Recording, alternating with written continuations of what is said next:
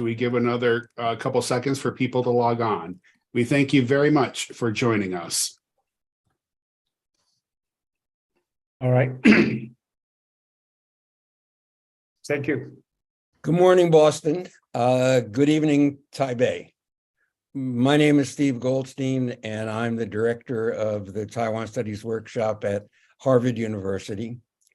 This is the first in a series of 3 sessions on the November 26th local elections in Taiwan. Yep. These are the so-called 9-in-1 elections for mayors and magistrates in major cities and counties down to the village level. Today, we're going to hear from representatives of the major parties in Taiwan. This Thursday, the 17th, the day after tomorrow, we will hear from a panel of analysts. And on December 7th, we will have a post-election analysis. It's commonplace to draw a key distinction between these local elections and the elections for the president and national legislature that will be held in January of 2004. Local elections are said to be shaped by local issues and the strength of local organizations, while presidential and national legislative elections are shaped by island-wide organizations and policy issues, especially mainland policy.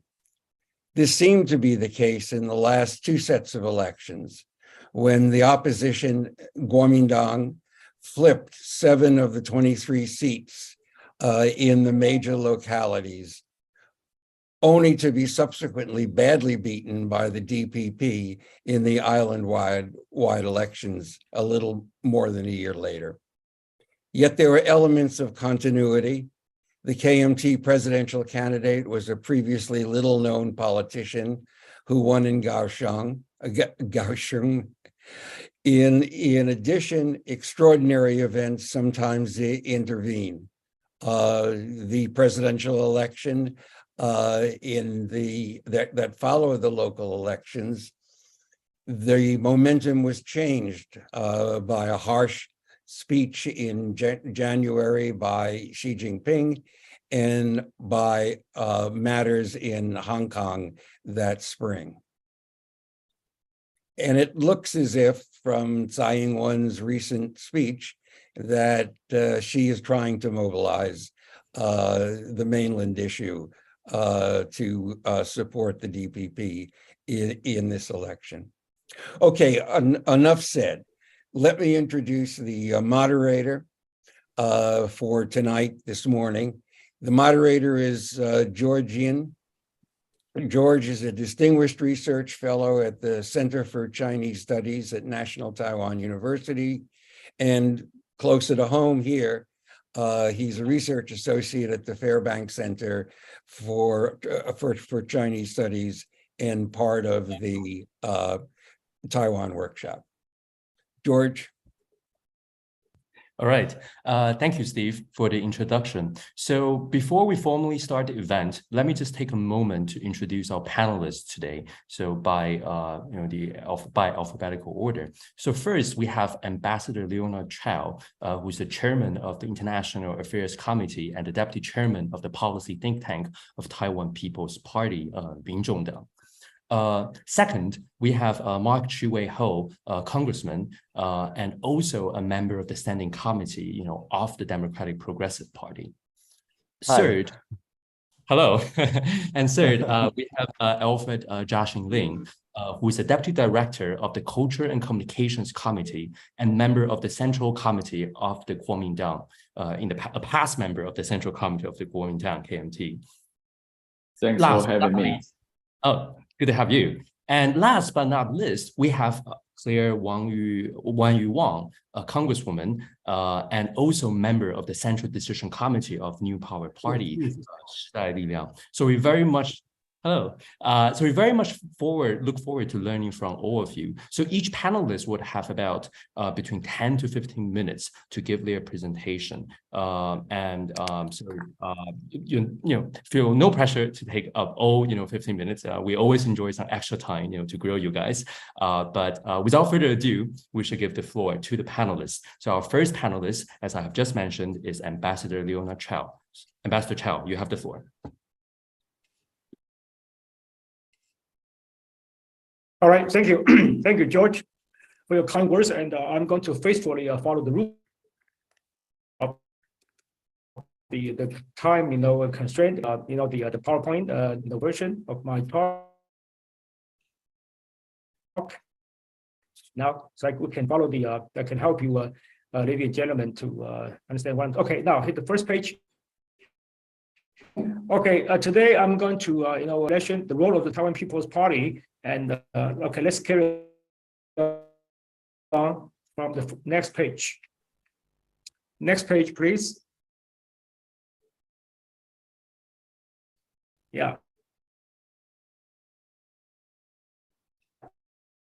Mark Grady, next page, please. And Ambassador Chow, I think your connection might be a little bit spotted. Do you think it might be a good idea for you to turn off the video? Oh, for me? Yes, For me yes. Maybe turn off the video so that we could hear you better. Apologies for that. All right, no problem. I turn off the video. Okay, let me. How am I gonna do it? Okay, am I doing okay now?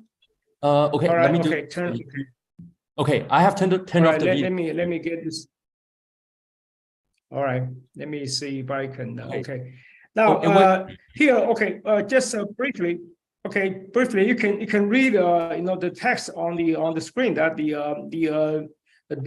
this year, and well, I'm going to briefly share with you guys and Ms. Wang that the meaning for TPP.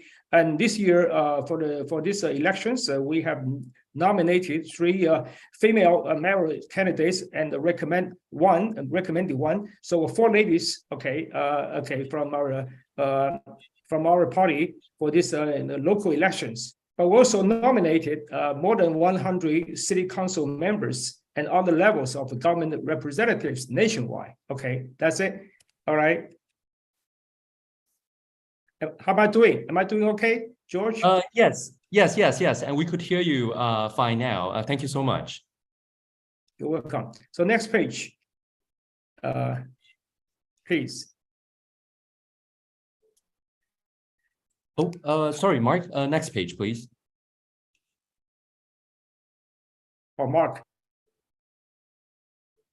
I'm on the introduction of TPP page. Is this correct? Yes, I believe. Yes, I believe so. Thank you, Mark. That's right. Okay.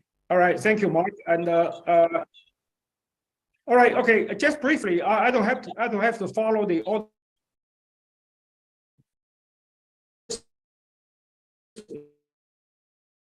Word for word. So you can if you can type in, and of course we have been growing rather rapidly, than expected. And then secondly, okay, in terms of the number of party of members and elected officials, we rank the third party so far compared with the DPP. Okay, we expect to that we have outperformed the KMT, increasingly, it's a certain polls nationwide, and thus we have been considered a powerful political party in the country. Okay, the distinction between the three parties that our party here, well, well, just briefly, KMT has been considered a kind of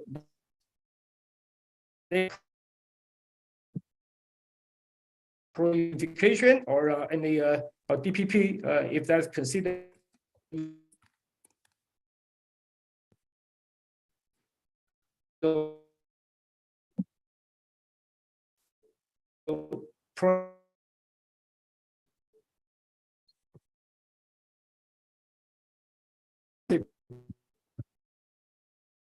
opinion, frankly, professionalism.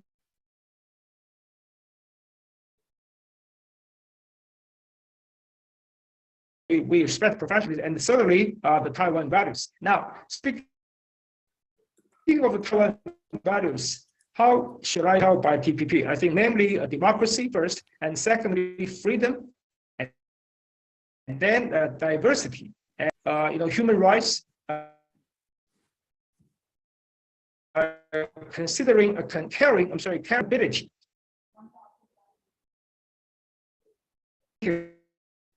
Mark, next page, please. Mark.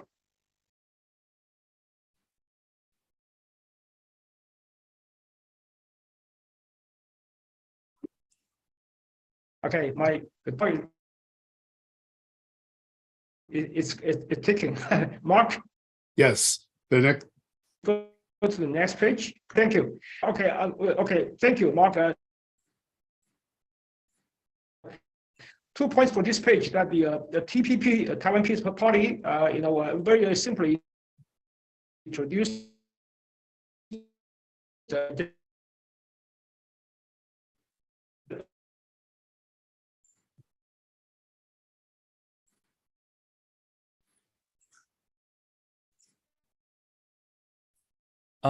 Ambassador, sorry for the interruption. Can you hear me? Ambassador Chow.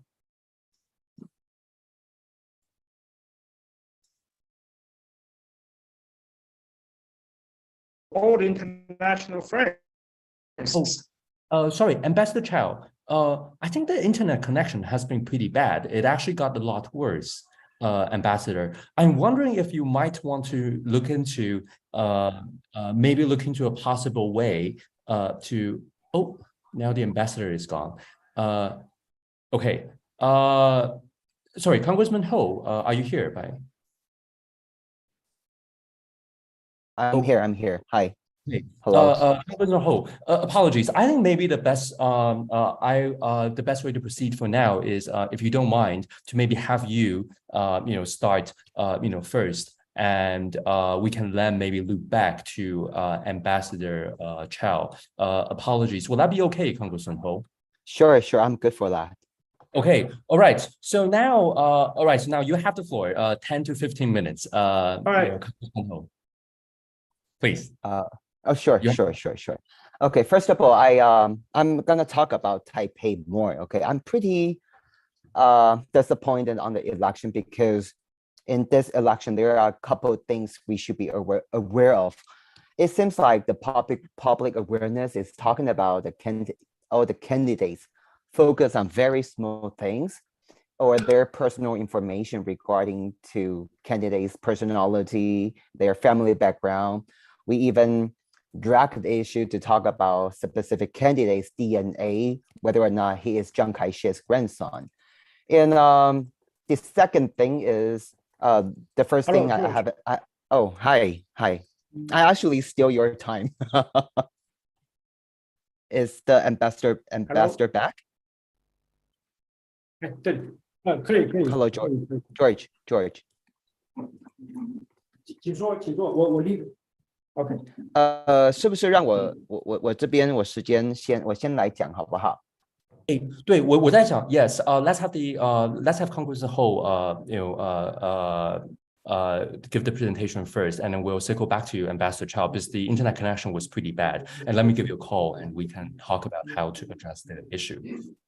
Okay, Congressman Ho, you have the floor back again. Apologies. Sure.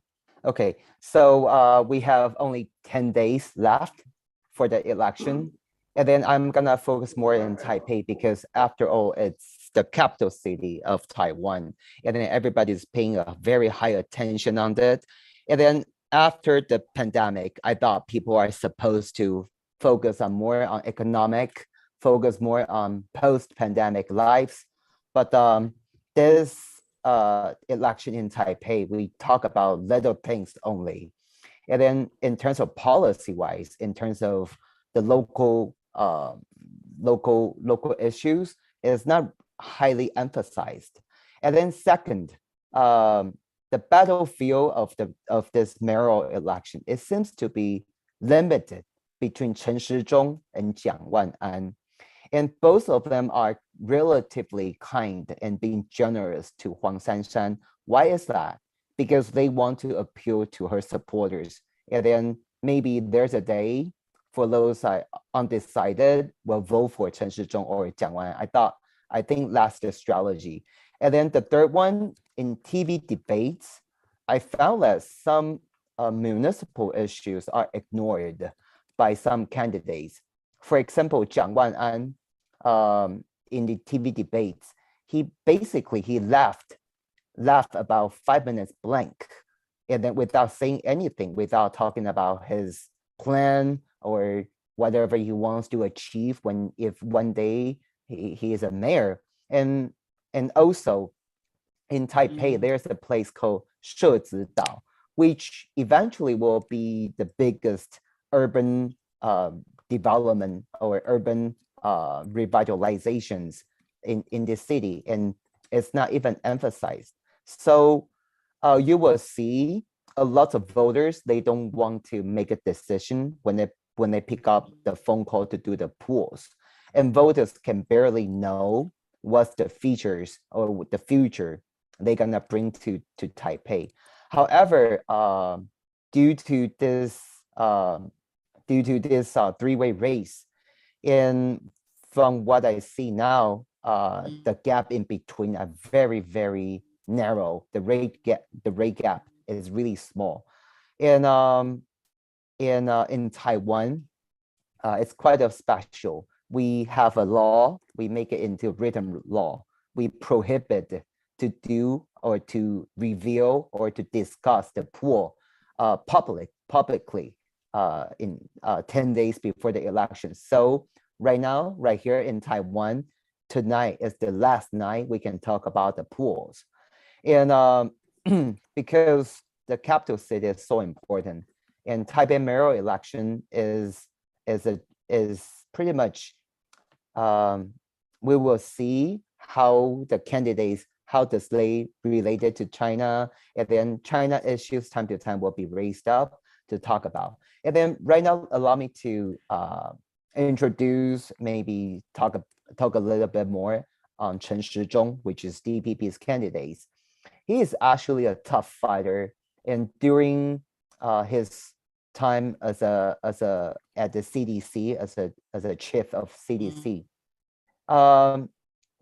we can see many countries around the world will suffer from its health politically and then economically, but not for Taiwan. For example, Taiwan, we have our records. We have low excess mortality rates during the COVID-19, and our GDP performance, the economic, is way better than other major economics. And in the very beginning, Chen Shizhong, his approval rate reached at the peak at 91%, which means 9 out of 10 people really like him in the March of 2020. And then he was in front line for the past 2 years, safeguard the health of Taiwan citizens and prevent further damages, and which may cause by the virus. And his commitments to save and protect Taiwanese people in terms of economic and public health wise, he did a good job. However, our team makes some mistakes. For example, when he wants to have there's a electronic, I don't know how to say that in English. We all know the total toilet, right? The toilet will have sprinkled water, whatever. And then our team actually made a couple mistakes. And then I have to be frank, DPP has factions, and different factions could not work well with each other. I think that's another issue, which makes our election pretty challenging. And then right now, let me talk about Huang Shanshan. I would say Huang Shanshan, she is a very decisive variable. In the very beginning of the election, the race seems to be very tight. And then DPP wanna be a little bit more friendly to Huang Shanshan to make it a real three-way campaign. And then three-way race. And then for Jiang Wan'an, from the pool, we will see Huang Shanshan actually attracted a lot of so-called KMT supporters. So it will explain that why Chen Shizhong and Jiang Wan'an, they were being so polite and being such a gentleman to Huang Shanshan. And then after, by the time it's getting closer to the date of election, KMT and the DPP, we mobilize our supporters to support our own candidates, KMT as well and DPP as well. So we will see Jiang Wan'an, he actually resigned it from legislative, resigned it as a lawmaker. And then the gap between Huang Shanshan, Chen Shizhong, or Jiang Wan'an, it's getting smaller and smaller. So in conclusion, Huang Shanshan still, let me emphasize again, she is still gonna be a very decisive factor for this election. And my prediction is once she owns over than 25% of the votes, I do believe that Chen Shizhong will have a higher chance to win the election. And then right now, let me shift to so-called the medium voters. In this election, you will see KMT and the DPP, we mobilize our supporters. And then from the past, from the history, people want to be the mayor of the Taipei. They will want the medium voters support. So they probably will throw out some policy or public image to attract them. But this specific election, Jiang Wan'an and the Chen Shizhong, they both highly focus on their own supporters instead of to have general public or the medium voters to have higher attentions on them. And then this election, I think a lot of people don't want to answer the poll or don't want to reveal who they really support. The reason is, first of all, the housing issue is still skyrocket high. And then the second thing is Taipei and New Taipei City, we have tons of people come over to Taipei for work. And then people actually travel in between Taipei and New Taipei City. And then 3 candidates hasn't really generated or came out with real good public transportation plans. And then the medium voters, they care about bilingual policy. And then also the fourth one, that inflation's killing everybody, but it's not there to be emphasized or nor to talk about it.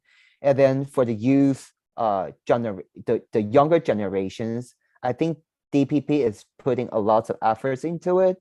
And our President Tsai and then Vice President William Lai, we are talking about the 18 years old, 18岁公民权. We want have younger generation. We wanted them able to vote.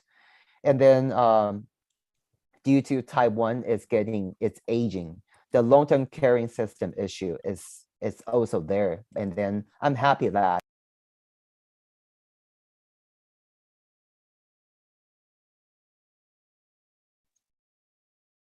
you did. Can you guys hear me? Are we Yes, good? we can. Okay, Yes. okay. I just got turned into mute. And then allow me to talk about other stuff. Okay, so future predictions. In this time, if DPP doesn't do well in the election, I think our party internally, we will have a hurricane inside of us. But if we are doing well, then I think for the 2024 election, the presidential and the legislative, the lawmaker election may have some difficulties. It will get more even challenging. And however, I do see in Taiwan, let's review the election in 2018. We pretty much failed in the local election. It was a huge failure, but we did well in the year of 2020. So either way, if we don't do well, we might do well again in the year of 2024. But if we don't do, if we do, I'm not really being optimistic for this election for now so far. And I know a lot of people will want to know or want to pay attention on China factors. Jiang Wan'an and Huang Shanshan, they are they are more they are compared to DPP. They seems have a lot of friendly gestures to China and friendly gesture to Xi Jinping, but too bad. This is a local election, so we have so little things to do with China.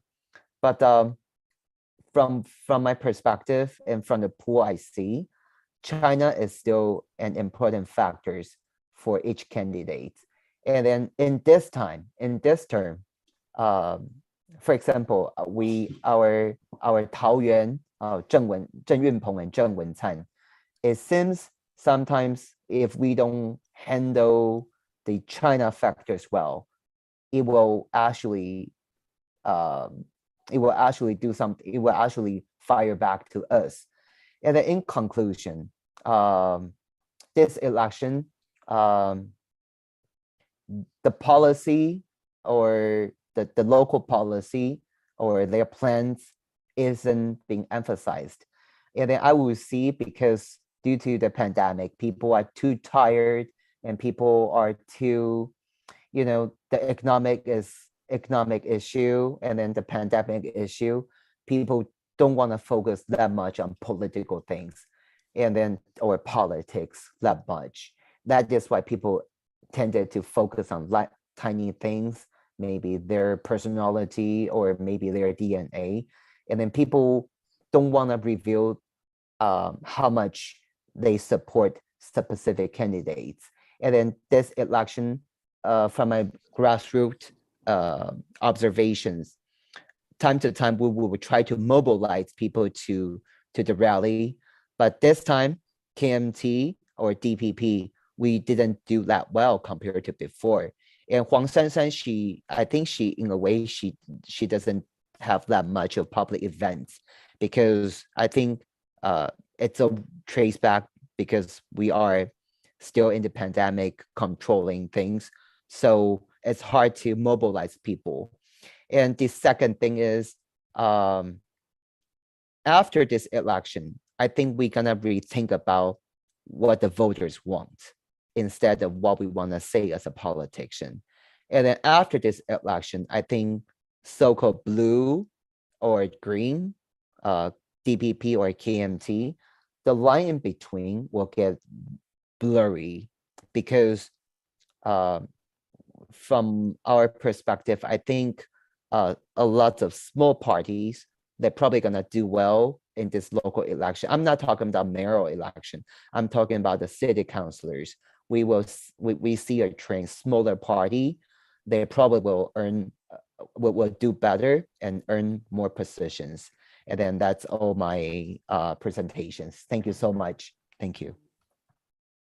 Thank you, Congressman Ho, for the excellent and very interesting presentation. So we would definitely have to push you and ask you more questions on a possible hurricane, for instance. How would that kind of hurricane look like, and your estimate of the possibility of such a hurricane if the DPP doesn't, do well? And of course, we would also love to know more about factional politics, within the DPP.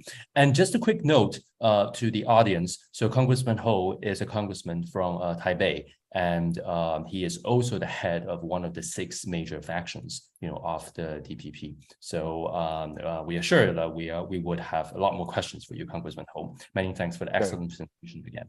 So Ambassador Chow, so you had about 10 minutes left. So if the internet works well for you now, if your internet connection, let's have you return to the floor. And all right, Ambassador Chow, you have the floor now. And Mark, please help Ambassador Chow with the presentation slides. Many thanks.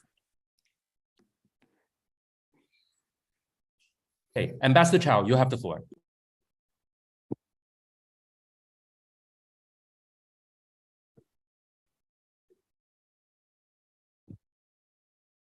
Ambassador Chow, you are muted right now. Okay, I got it. Okay. I got a message. Yes, we could hear you now. All right. All right, Thank you good. Okay, once again, and thanks for your for your patience. And I think the function is the website works better now. Okay, let me get back to where I left. So not much more to say about the party of the my party, and we're working in the word that we are trying very hard for these elections, because the first time since the birth of TPP 3 years ago, and so this time we're working on it very aggressively, and for speed that we're trying to get our voice better heard throughout the island, throughout the nation, and I think we have selected very carefully selected several candidates representing our party in the mayor election, and also in some magistrate or local council members election. So although we are not we have no reason to be optimistic about the prospects of our election result. We are seeing this as the saying goes, you have to start somewhere, particularly for a young party like TPP. I think we have a long way to go. However, we have a solid confidence in the future of Taiwan, because as you know, Taiwan's political landscape, okay, is not from my personal view. I think rather I've heard so extensively from all the friends, okay, from all walks of life, and all of my friends, either they belong to the green Pan Green or the DPP, or they're from the KMTs or from some other independent.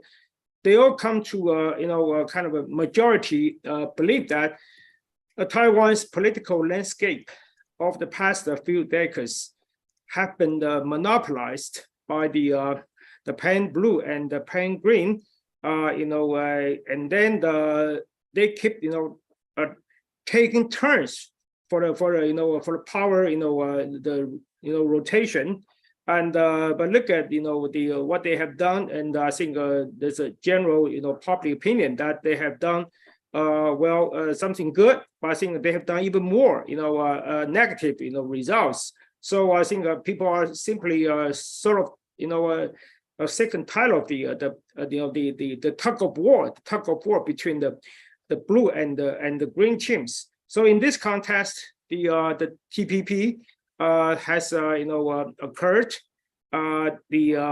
presenting maybe another option, okay, maybe a better choice. At least we could have presented ourselves to be a plausible, okay, choice for the Taiwanese general public to make a choice.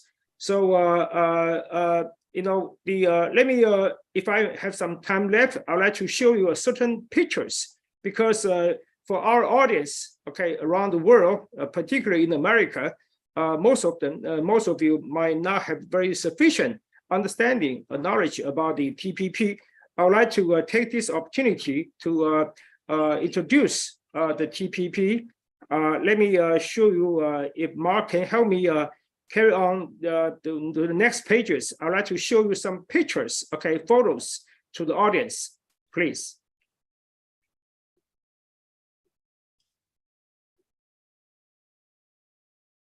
Hello, Mark.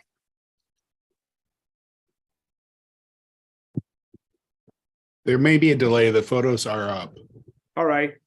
Okay, I understand. Thank you.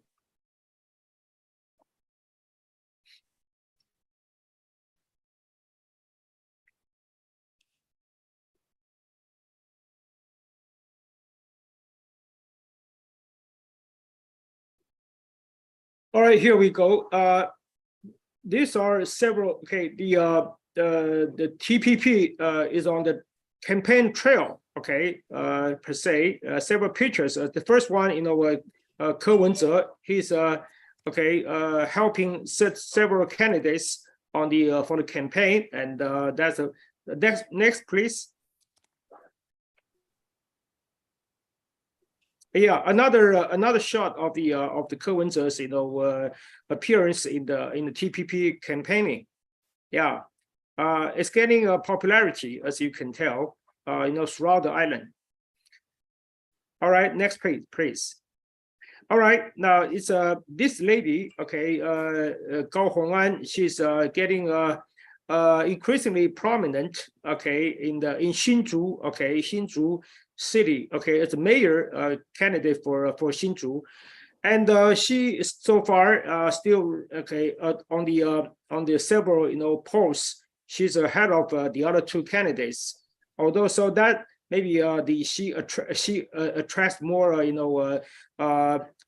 more political attacks from the other two parties in the past few weeks, and then almost every evening on the major TV channels, we can see that some of the pro DPP TV channels, they're bombarded, okay, Gao Hongan with a lot of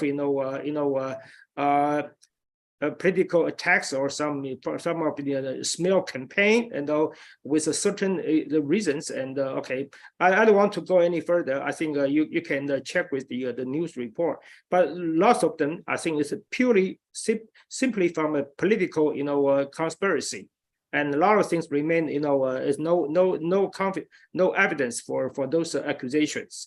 All right, next page, please.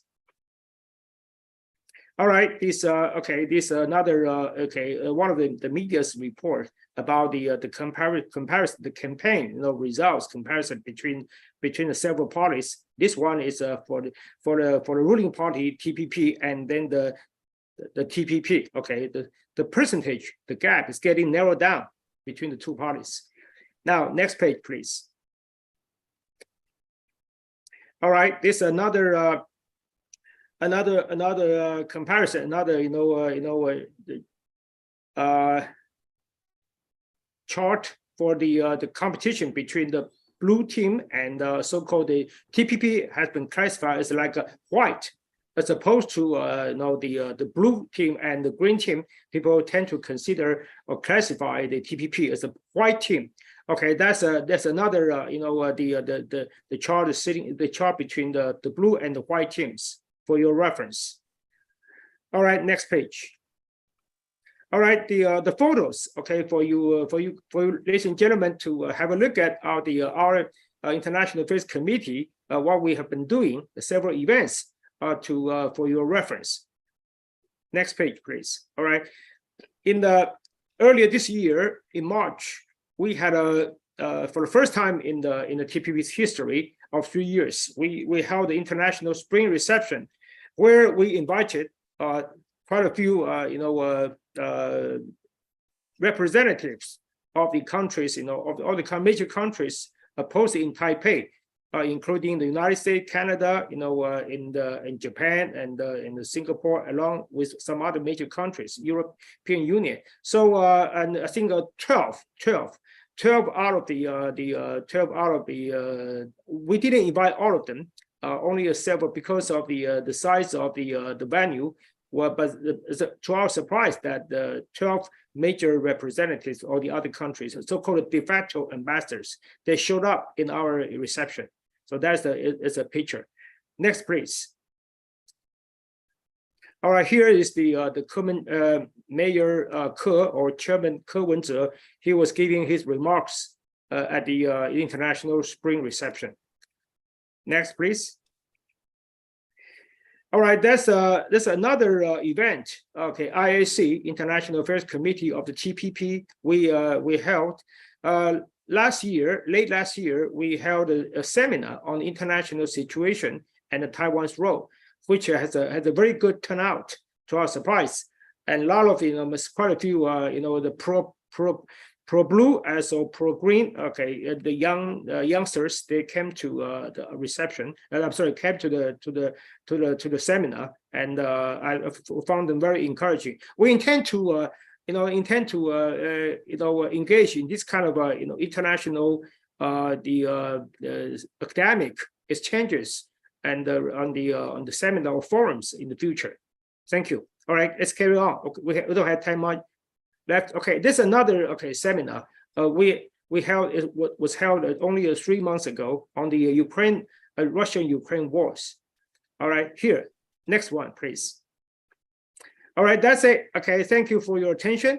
And okay, again, okay, nice being here, and my pleasure to have this opportunity to exchange and viewpoints with you all guys here, and I look forward to receiving more questions, and we can have some Q&A later on. Thank you very much. All right, thank you, Ambassador Chow, and we surely will have some questions for you. So it looks like the TPP has spent a lot of time trying to strengthen its party organization and formulate more policy ideas. So we would love to learn more about for instance, what's the TPP's position towards China now, and what's the TPP's position towards the US, in addition to some further possible questions on how the TPP might perform in the local elections. But thank you, Ambassador Chow, for the presentation. All right, so next we have Deputy Director Alfred Lin from the KMT. Alfred, are you there? Yes, I'm here. Okay. All right. So Alfred, you have the floor. We very much look forward to your presentation.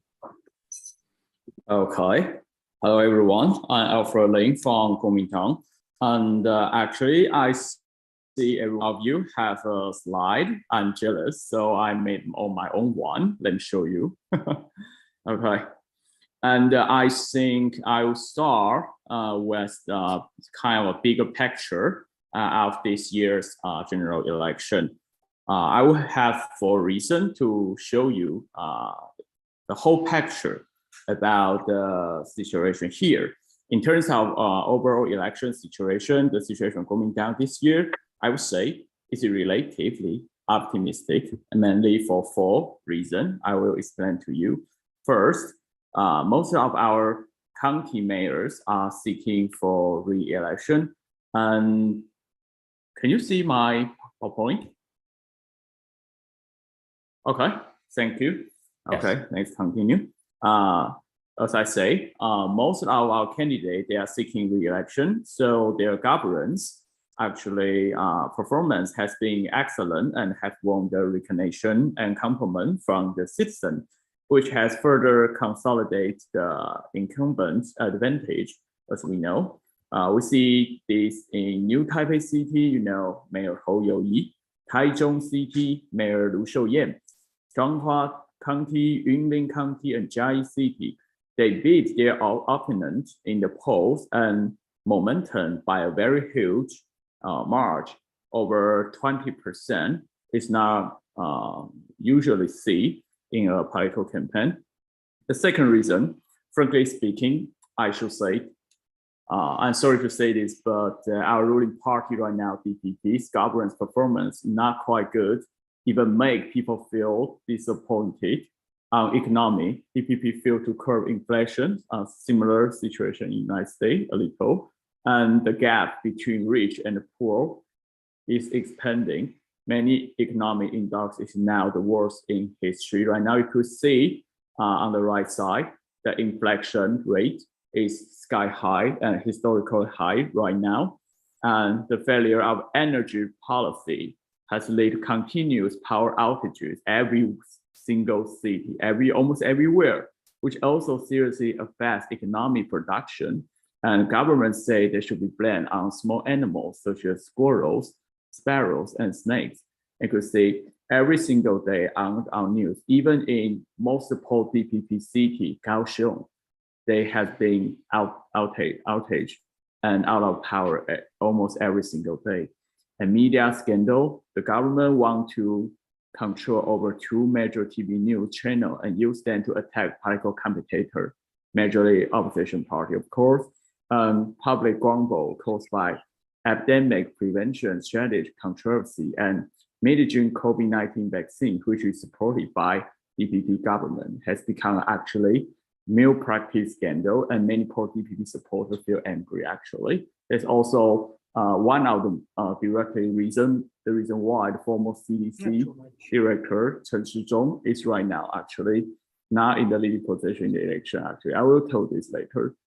And even weak in action in response to the PRC's military block A in August is the reason why actually many Taiwanese people extremely dissatisfied and helpless with DPP government. And those is about all our domestic issue, social issue, economic issue. Some of them are related to national defense.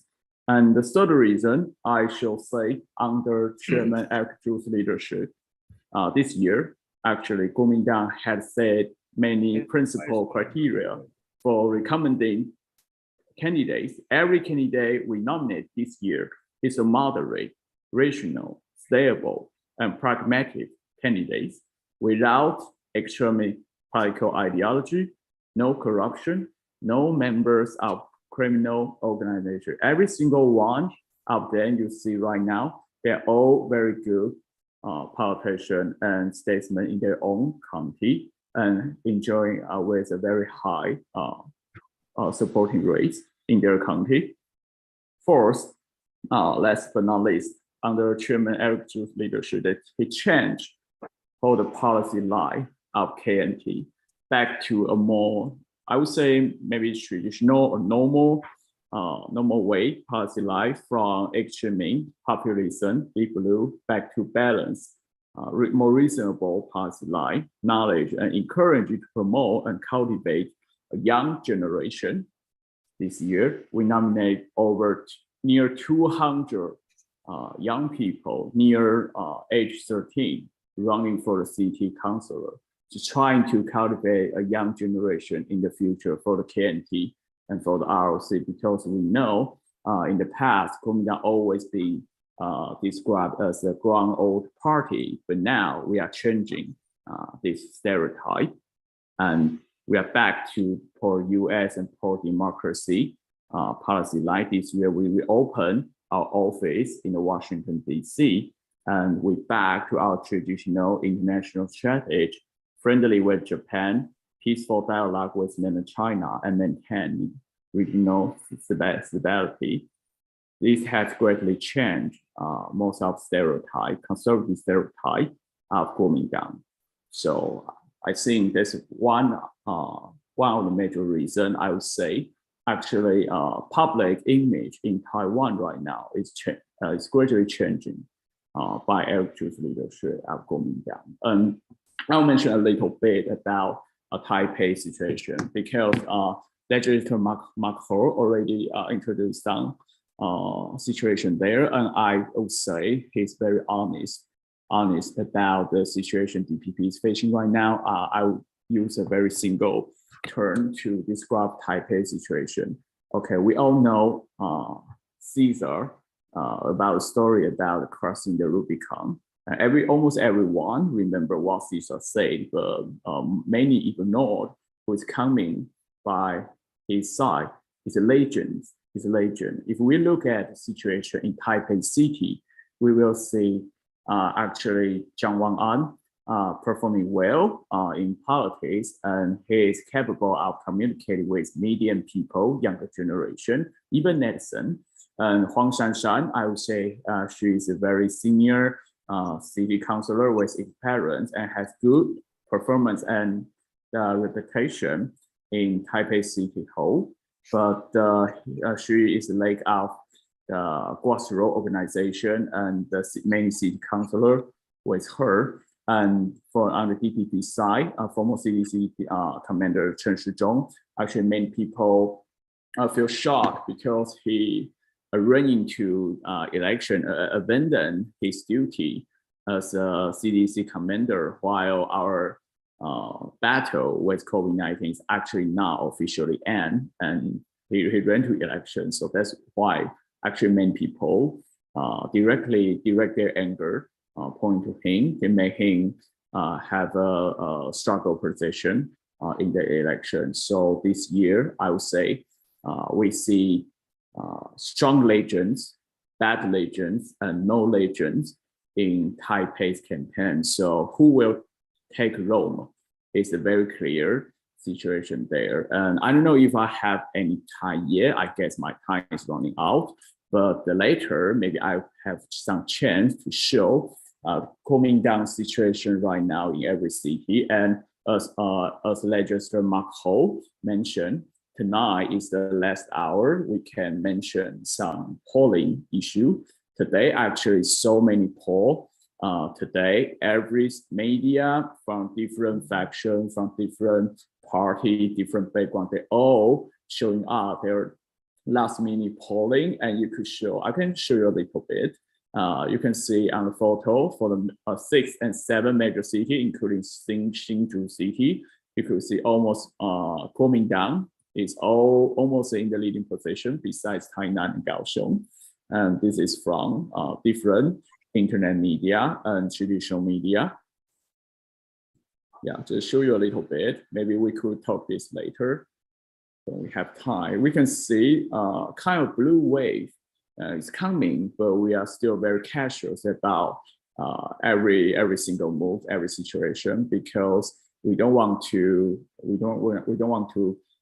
to the old shoes again, because every time we're coming down, so we will win, but in the last time we always lost. So we will try to prevent this situation happen again. So this time we are still being very cautious about the election, especially you can see in some major city in Taipei and Taoyuan, actually DPP is getting very close to Kuomintang's candidate. So we are still watching very closely. So I think I should better stop here because we still have many very good panelists waiting there. So, okay, I'm done here. Thanks a lot for the attention.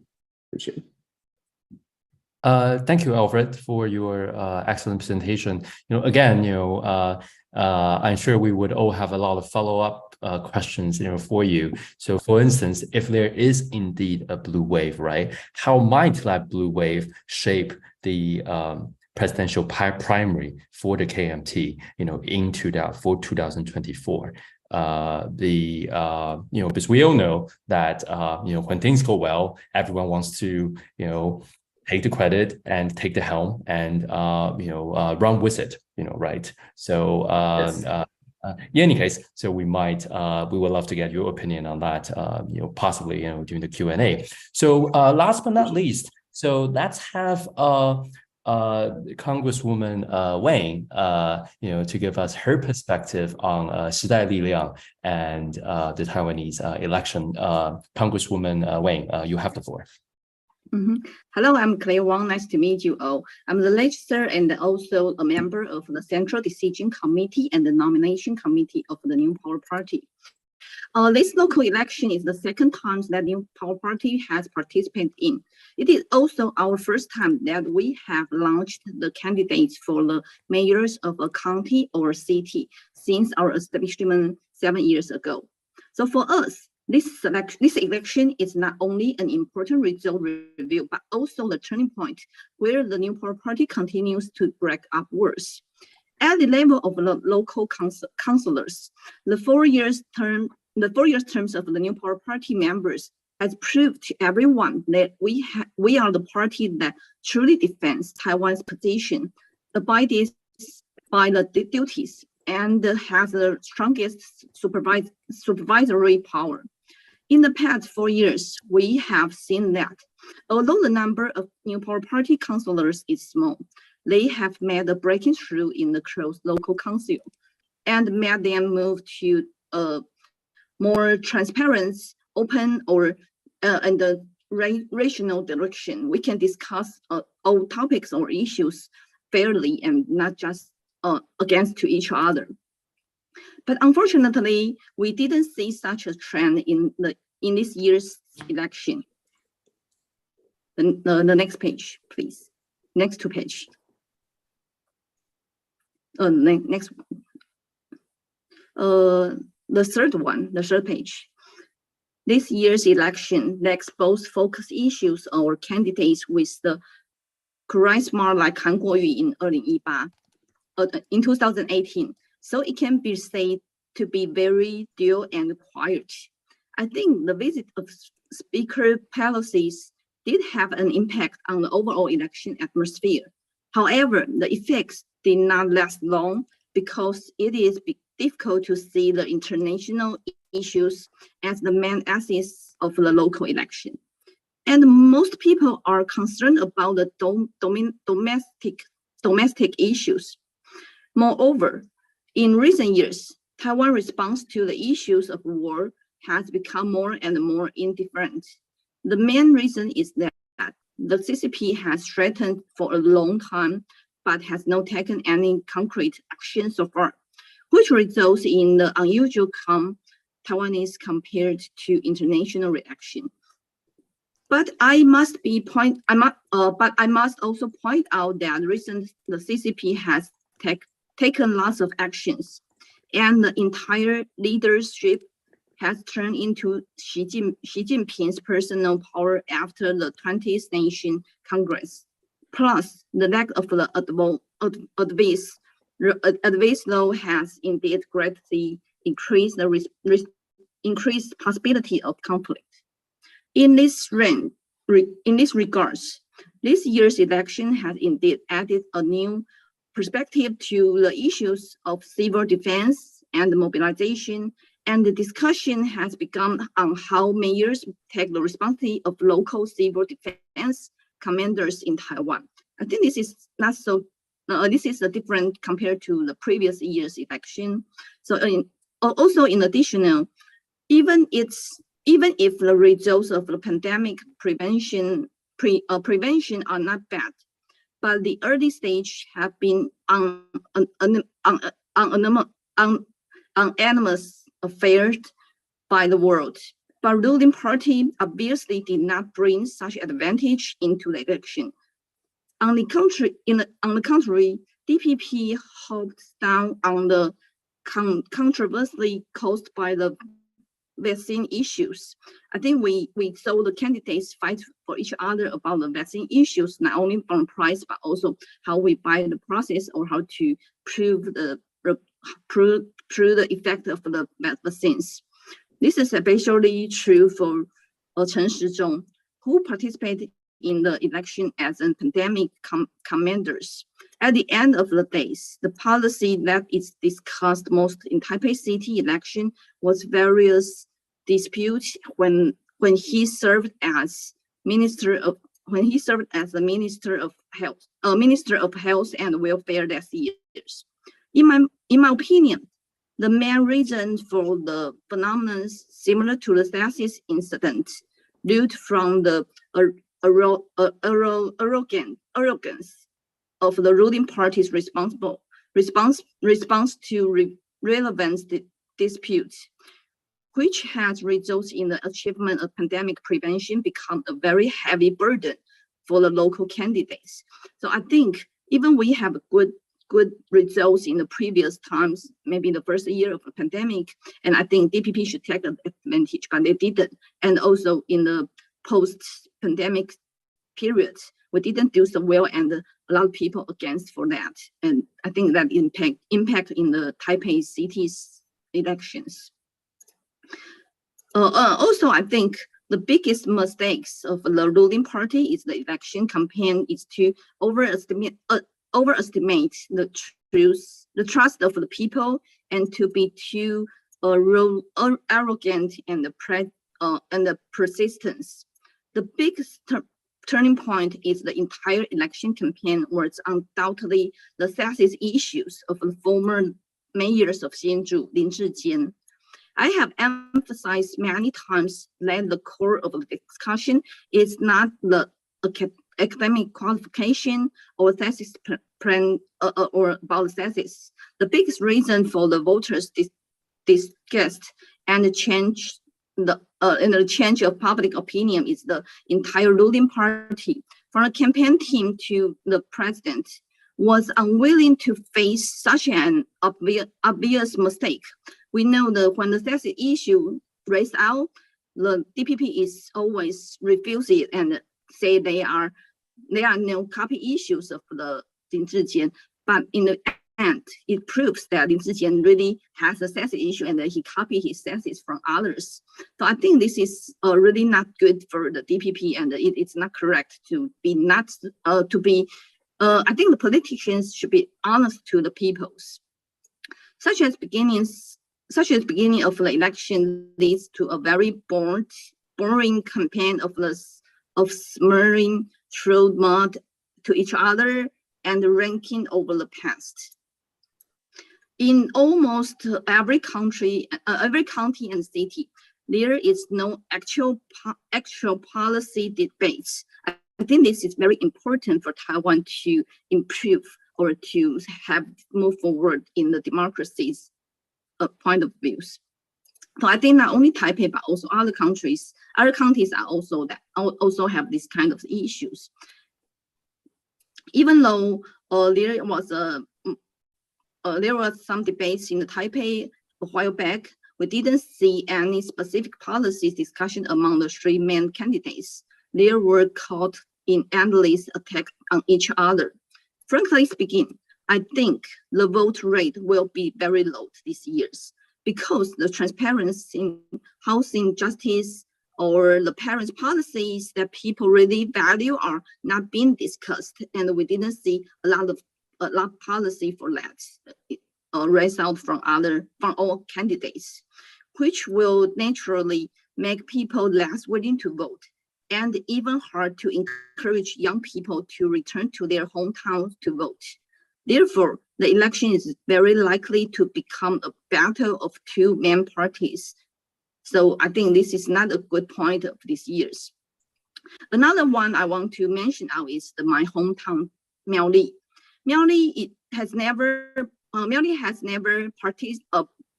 practiced true parties rotations for past 72 years. It is also nicknamed as Miaoli countries. It really hurts to see my hometown being like this. People think that Miaoli was ruled by KMT for a long time, but instead of any particular party, I think Miaoli was actually ruled by local factions, and these local factions were not closely related to KMT.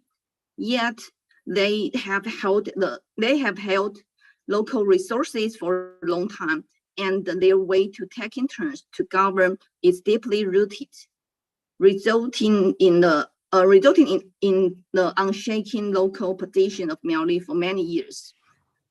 Finally, after the last election, more and more local youngs joined the country councils and gradually reveals the corruption and the bravery culture in Miaoli.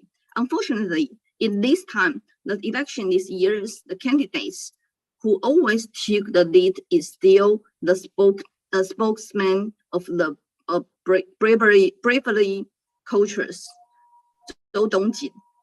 The speakers of Miaoli County who led KMT to run for election even has involved in various scandals, from saying cutting people's belly is nothing. That is what Zhou Dongjin says in earlier stage of campaign, to be revealed of having criminal records of accident, injury, or death. The former speaker with the country's criminal records has abused his power as councillor for a long time. Not only in his land reveals to be overloaded. He also builds illegal gravel fields everywhere to line his own pocket. So that we know this kind of candidate has a lot of money, and he has hurt people in the previous years, and also he takes illegal monies from the government, from the policies, from the rules. So, but to be said, this kind of candidate, the candidate still have supported by support by the majorities. The reason is that the support and the mobilization of local faction. The local factions are so strong that even the TPP, who always claimed itself to be fresh and clean, stand with such a candidate without shyness in order to gain local support, which is such a pity. On the other hand, Xu Dingzhen, nominated by DPP, actually also came from local factions. He originally gained support from the KMT and the local factions, and later joined DPP, just try to run in the election. That's what he said by himself. He said there is no difference between KMT and DPP, but he just want to win the election, so he joined DPP. In the last election, he even won the support of the Liu Zhenhong, the former mayor of the KMT. So I think it's very not good. We only care about how to win the election, but not discuss about how to be better way of the county or the cities. The next page, the 6th page. Could you get to the 6th page, please? I'm sorry, this is the last page in my document. Let me see if I can find the other. The last page of the document. Oh, so you mean go to the former 2 pages? Sorry, will be 8, and I will go back to the 6th one. About the Miaoli, the title, yes, this one. From the election campaign in Miaoli, I also saw the Taiwanese democracy, even after 30 years of the democratizations and the countless elections in between. It's still with many immaturities. In fact, among the many election chaos, I think there are 4 points I want to underline. Politics controlled by money, local bribery factions, is convict candidates, and negative campaigns. Sadly, until the election this year, Taiwan is still full of such an atmosphere and culture. Also, you can see that from the election of Miaoli, that the local faction and the bribery still have a very strong influence on local elections. At the end of June of this year, our Miaoli partner launched a survey to find out how deep the local politics in Miaoli is. The results of the surveys are quite disappointing. Among the more than 500 people that they surveyed, 60% say they or their relatives or friends have the experience of being offered money in exchange of their votes. The price of each vote range from 500 NTD to 2,000 NTD. According to the statistics of this survey and of these results, by the end of September of years, then more than 600 election bribery cases has been accepted. These bribery cases continue to undermine the fairness of the elections and the people belief of democracy. And I think this is also impact the people's willing to vote. So that's why we think the voting rate might be low as our expect.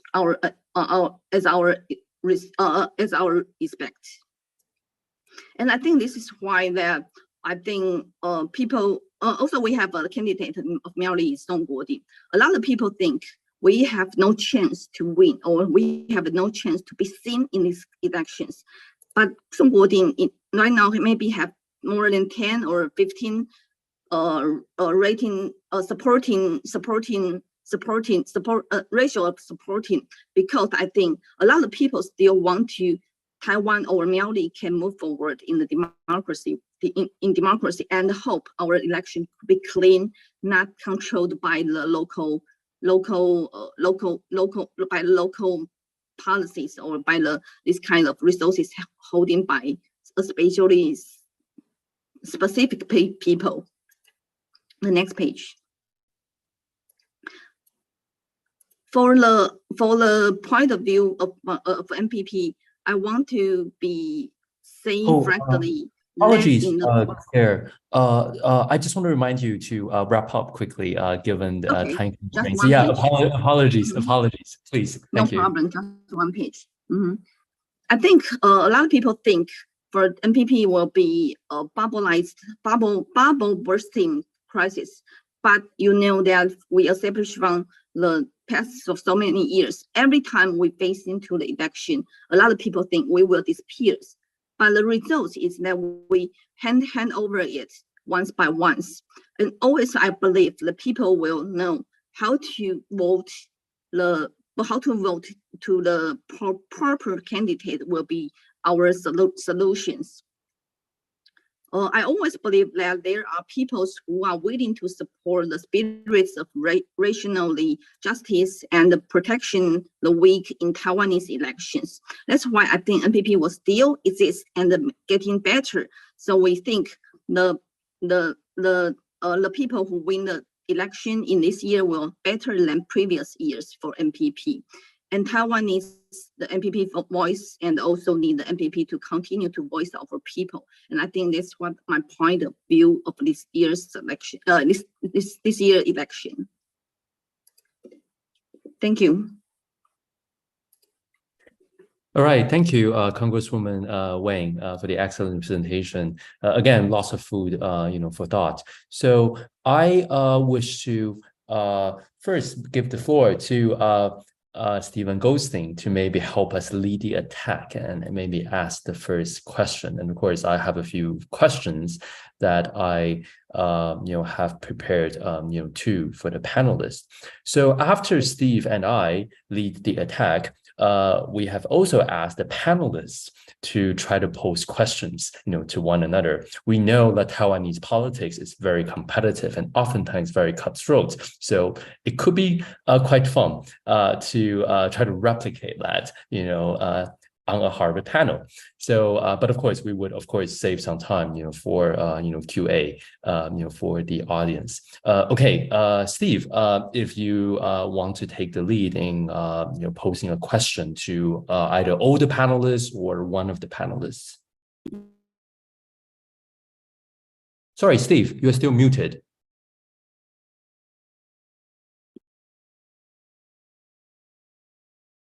Yes, I think my question relates to the relative strength of the various parties in Taiwan.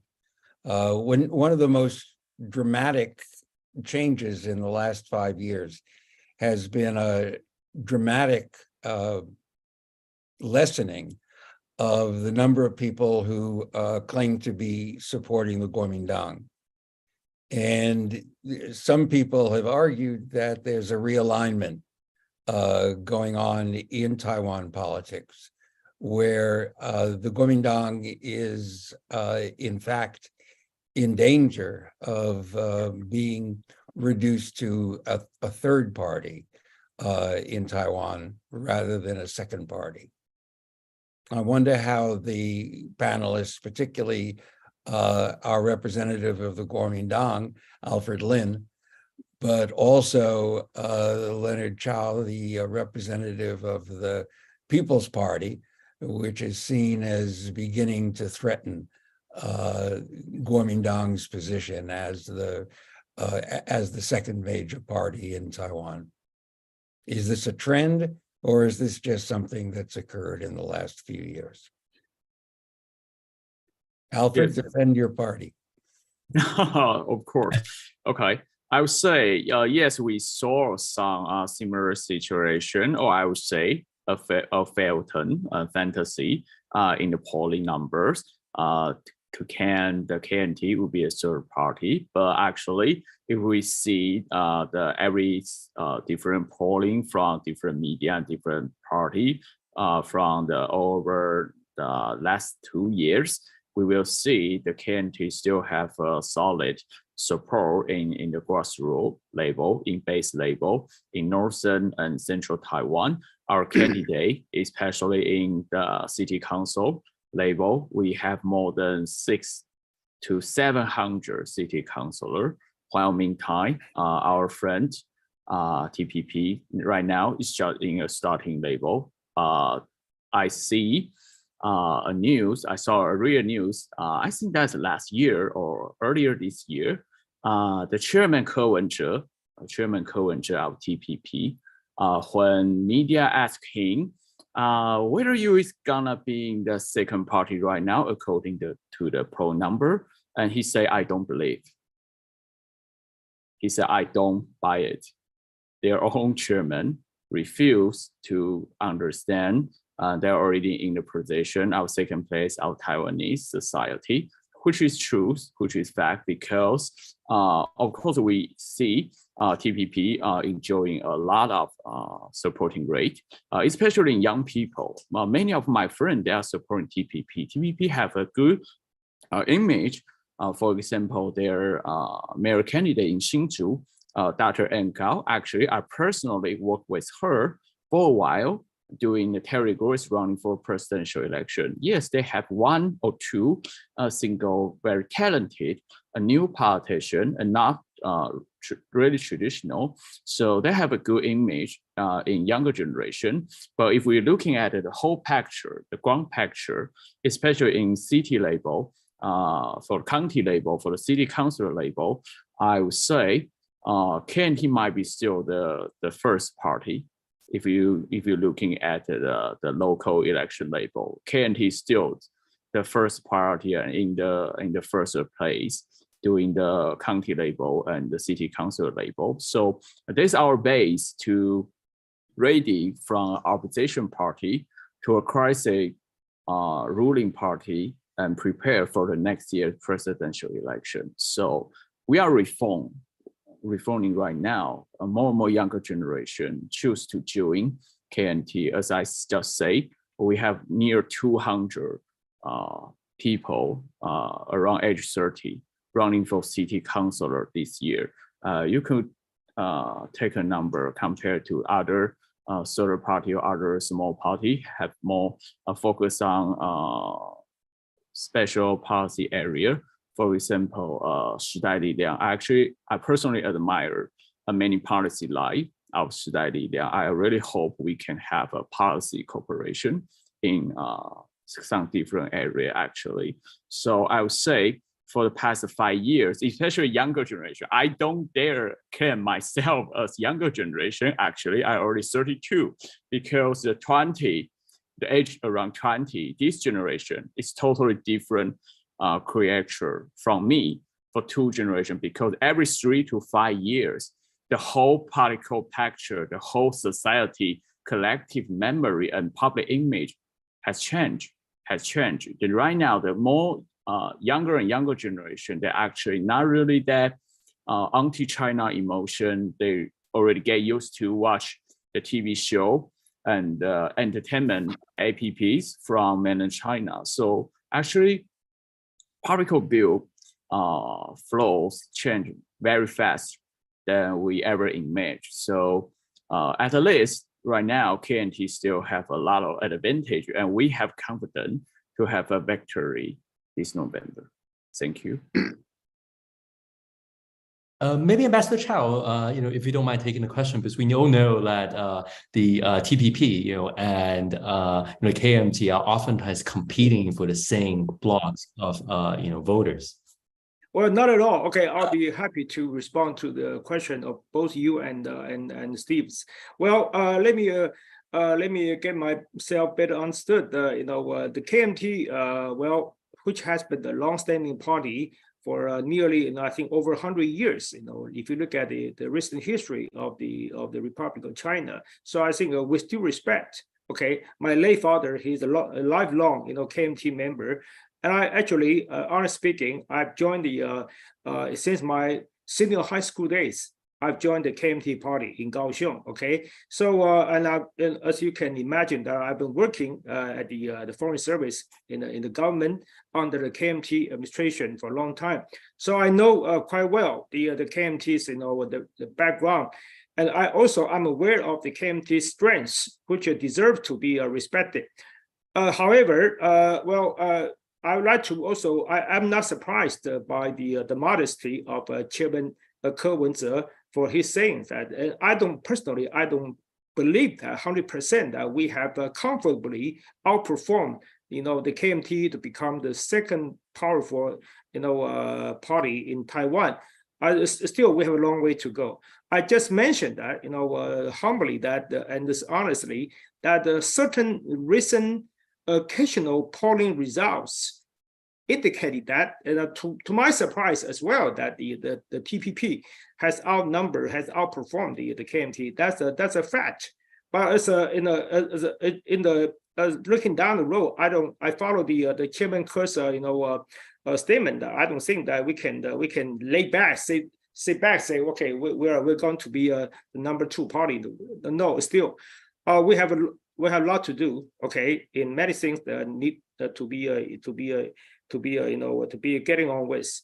But but unfortunately, I think with due respect, I feel personally sorry to see of the past few years that the many friends of mine, even some of the former ranking officials of the KMT administration, that they told me privately, of course, that they are disappointed in the leadership of the current KMT. Okay, although they have a KMT in their memory, they have KMT, okay, on their minds, in their heart. But still, they have so many reasons to lose their traditional confidence in the KMT, and which I am personally I'm sorry to see that happen.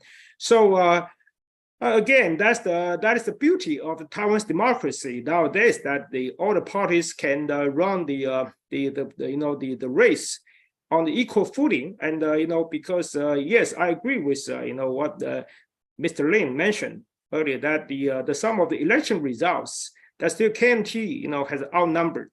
Okay, of course we have the TPP only 3 years old. Okay, he's a baby. And KMT over 100 is a senior citizen. Okay, so it's no comparison between the two. And well, but the polling results, okay, for the election result, yes, KMT has taken getting the upper hand. But okay, honestly, sincerely speaking, that the polling result for the people's perception, not the numbers of the elected officials, but people's perception, general perception, that the KMT has a room for improvement in many respects. I shouldn't go any further, but I still have harbor my traditional respect for the GOP of Taiwan, a Grand Old Party of Taiwan, which is KMT. And I wish, okay, but it's a fair game. It's a fair game. Let's run a decent race, okay, to make the Taiwan democracy, okay, more promising and more admirable to the rest of the world. So okay, with best regards to all the parties concerned, even the DPP and the Shidai DDR, I have my personal and professional best luck and best wishes. Thank you all.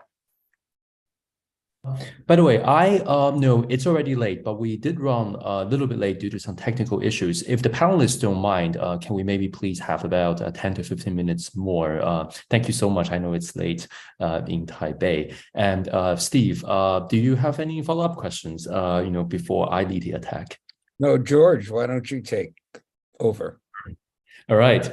So My question is actually beyond the about what's going to happen, beyond the 9/1, local elections, because we all know that the 2024 presidential election is coming up. So I have a set of questions, for all four panelists. So first, let's take home, Alfred, because I think his party's what's going to happen potentially in the future might be the most, could be potentially very, very interesting. So as I mentioned, a lot of people would argue that we would see a blue wave, or at the very least, the KMT would do very well in the coming local elections. So how might that affect the field, of the KMT, presidential, primary? Specifically, there is often a rumor that Eric Chu and Hou Youyi, Zhu Liwen and Hou Youyi, they don't always see eye to eye, to each other. So if the KMT does very well this time, does it mean that Hou Youyi necessarily, would have to support Eric Chu's bid for the presidency? Furthermore, if the KMT does very well, does it mean, and this circles back to the TPP, if the KMT did very well, and let's say if TPP ended up only taking Hsinchu, which is one possible scenario, is there any possible collaboration between Ko Wen-je, Mayor Ko, and the KMT? Would like Mayor Ko right now, I think according to most polls, still has around 20% support, right? So how would that play out? Would the KMT ever be able to work with the TPP in the presidential election? And moving on to the Pan-Green camp, so Alfred then posed a question that I think is quite perfect, for Congressman Ho. So Alfred's question is, basically, what would happen to President Chai, after the local election? So again, this goes back to Congressman Ho's point on a possible hurricane. So will there be a hurricane? And if there will be a hurricane, what's going to be the shape of that hurricane? To pose the question metaphorically. And of course, also for 时代力量, for New Power Party. So what's the New Power Party's position or current thoughts on the 2024 presidential election? So Congresswoman Wang, gave us a very nice presentation on some of the key issues facing Taiwan today. And frankly, a lot of those issues, one might argue, is associated with the shortcomings of the current ruling party. So in this context, so we know that 时代力量 and Minjindang are historically, a bit closer compared to the other political parties. But how would 时代力量play the game, given that clearly 时代力量 has some misgivings when it comes to the DPP?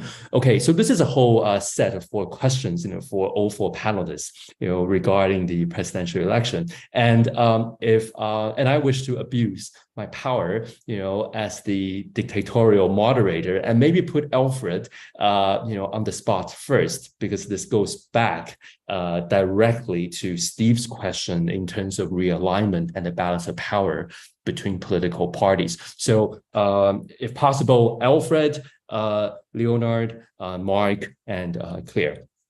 Alfred, you have the floor.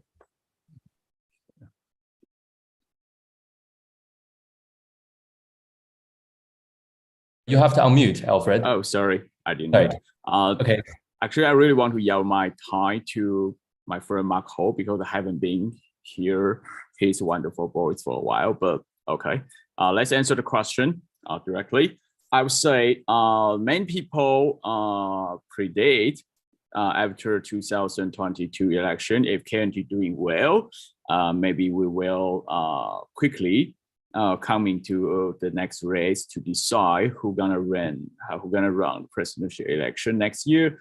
But I would say for now, inside the party, inside KMT, actually we have a really strong consensus from top down or from bottom up. Actually, everyone understand if we didn't win this time, I mean the local election, we don't have any chance to discuss about the presidential elections. So actually, for now, we see them as separately two different events because we don't want to connect presidential election too much to the result of local election to disturb our tempo for the our political strategy.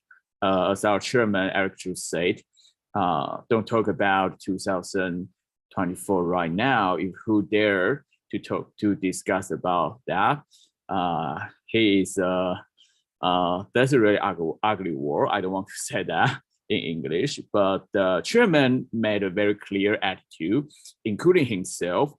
We won't talk about presidential election now before the local election, but I could answer you a little bit about actually inside the party right now. We have a consensus next year, just like Alexander the Great, when he's gonna pass away, his general asked him, who will be king after you leave, Alexander the Great, and he said, to the strongest. So I think the next year we have a consensus who got the most highest polling rate, who is in the best position to win medium voter, especially younger generation medium voter, and that this person, whoever he or she, will have a chance to represent the KMT. And also, I want to use this chance. We always focus on who to take a presidency or who will run in the election. But I want to emphasize one thing here. Whoever, especially from whether it's from pan blue side, pan green side, DPP, KMT, or even TPP, have their own potential presidential candidate. I want to remind the next year, Taiwan, the whole country will facing several situations from outside world. The international situation, regional stability is very turbulent.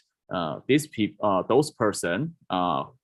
who want to run for presidency should ask for themselves whether they have ability to maintain the regional stability and have enough leverage to get in the inside support to reunite the whole Taiwan, not a blue Taiwan, not a green Taiwan, but the one whole Taiwan to unite together to facing the external threat. So everyone who think about presidency should ask for themselves this question first.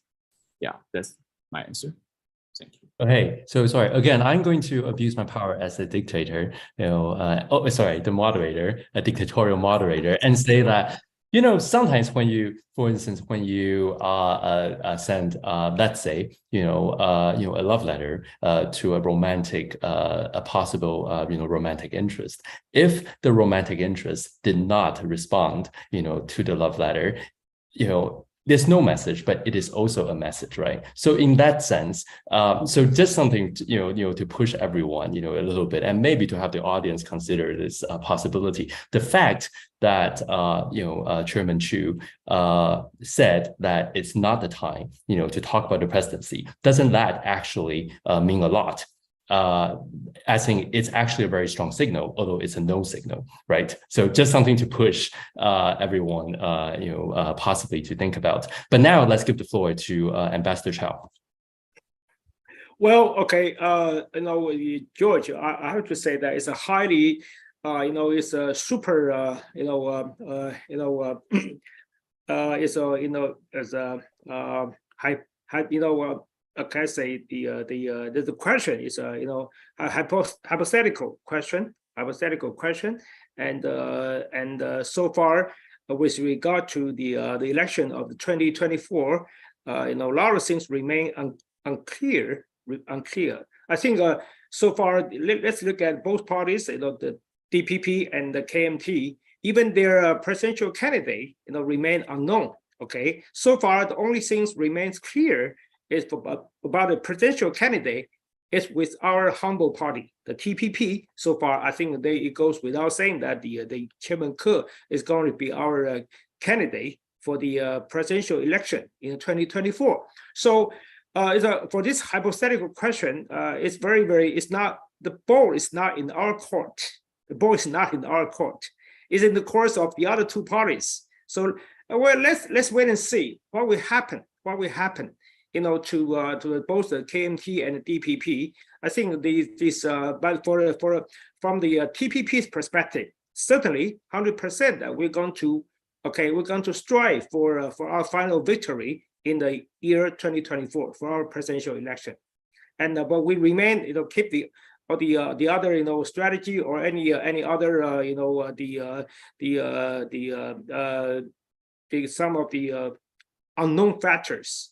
And I think I personally believe that the election for Taiwan, any kind of elections, remain kind of you know, it's a methodical, okay, it's a mysterious, okay, it's a philosophy. It's becoming a philosophy for Taiwanese people, because a lot of elements remain you know, uncertain, and for some of the examples in the past, like you know, and we have known the superstar of the KMT, you know, the Han Kuo-yu, who has you know, used to be a presidential candidate.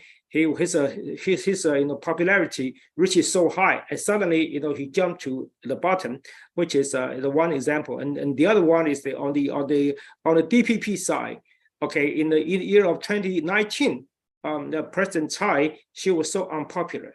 Okay, some indicated that she might not be able to be reelected.